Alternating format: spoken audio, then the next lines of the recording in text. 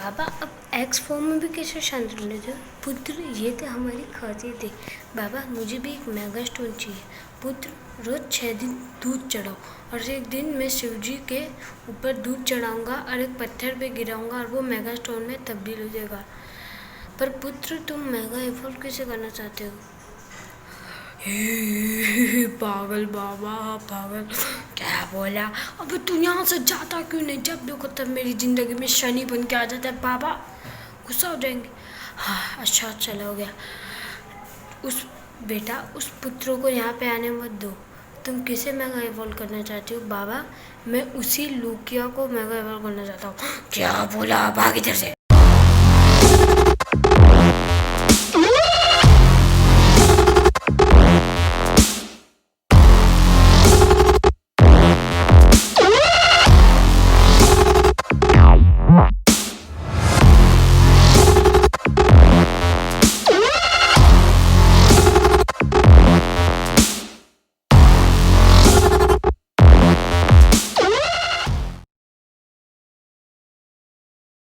तो गाइस स्वागत है आप लोगों का मेरे वीडियो में। और आज हम लोग करने वाले हैं ऐश वर्सेस टोबियस।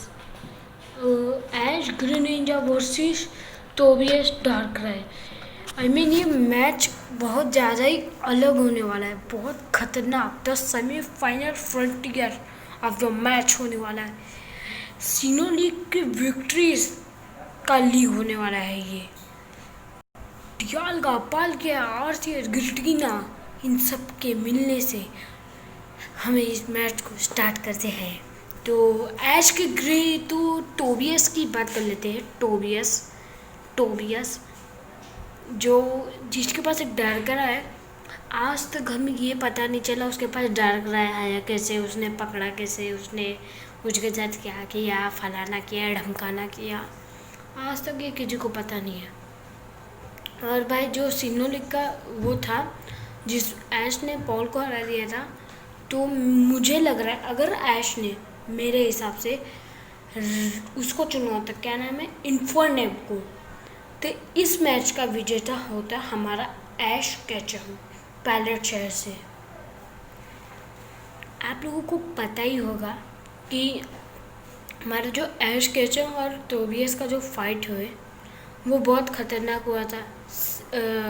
जो टोबियस था उसने भेजा था डार्क राय को और ऐश ने 2 पोकेमोन को भेजा, दोनों के दोनों लुढ़क गए और थर्ड पोकेमोन आया सबटाइल, उसने कुछ ना कुछ करके हरा ही दिया उसको।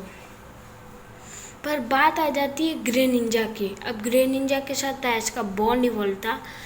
मेरे वीडियो का ये टॉपिक है, अगर ऐश का जो ग्रे निंजा है वो टोबियस से फाइट करे तो क्या हुआ। तो फटाफट मैं बात कर लेता हूँ टोबियस के डार्करा की। टोबियस के डार्करा को बहुत सारे ऐसे अटैक्स आते जो भाई मेरे हिसाब से तो बताना मुश्किल है, और पोकेडेक्स के पास भी इतनी कोई जानकारी नहीं है इसके बारे में। एक मिथिकल पोकेमोन है, मिथिकल पोकेमोन के बारे में किसी को पता नहीं होता, पता करना पड़ता है। जैसे ये तीनों पोकेमोन के बारे में हम लोग जानते क्योंकि लेजेंडरी है, पर कोई मिथिकल पोकेमोन के बारे में तो क्यों नहीं जानता?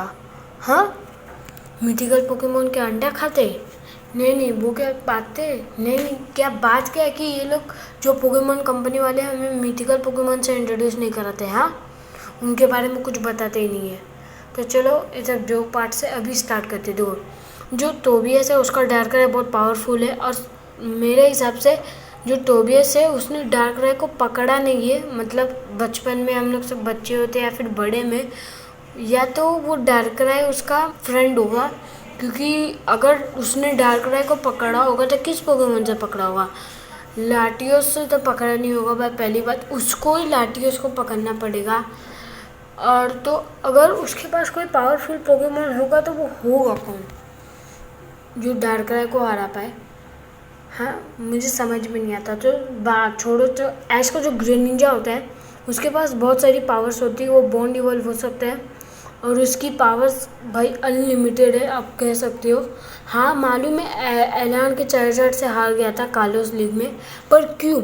साले ऐश ने उसको इतना सोवियत से लड़ाया, कितने सारे अपने राइवल से उसको लड़ाया, थकेगा नहीं तो क्या करेगा। अच्छा समझ लो आप लोग कम से कम 100 किलो की बोरी उठा लिया और आप लोग 50 किलो के हो, कैसा लगेगा। रास्ते में लुढ़क बुढ़क के जाओगे, कैसे ना कैसे तो होगा ही तुम्हारे साथ।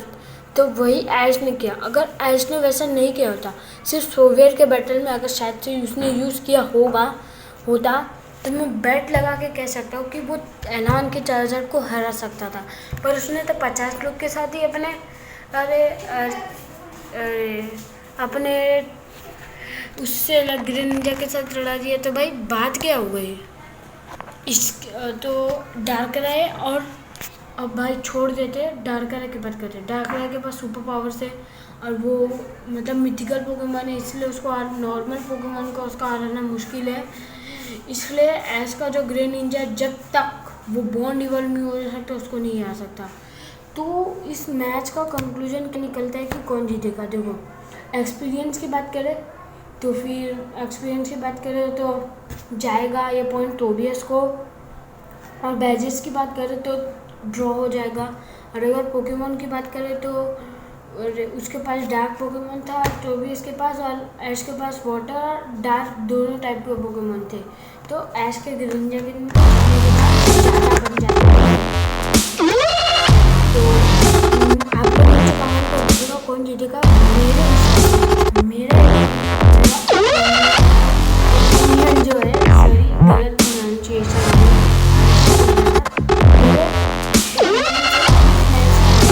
हुआ ऐश का ग्रीनिंजा, क्योंकि ऐश सप्टाइल से भी ज़्यादा ताकतवर और ऐश के सप्टाइल ने डार्क राय को हराया था। तो आप समझ लो कि कौन जीतने वाला है। समझ में आ गया? तो ओके, बाय बाय।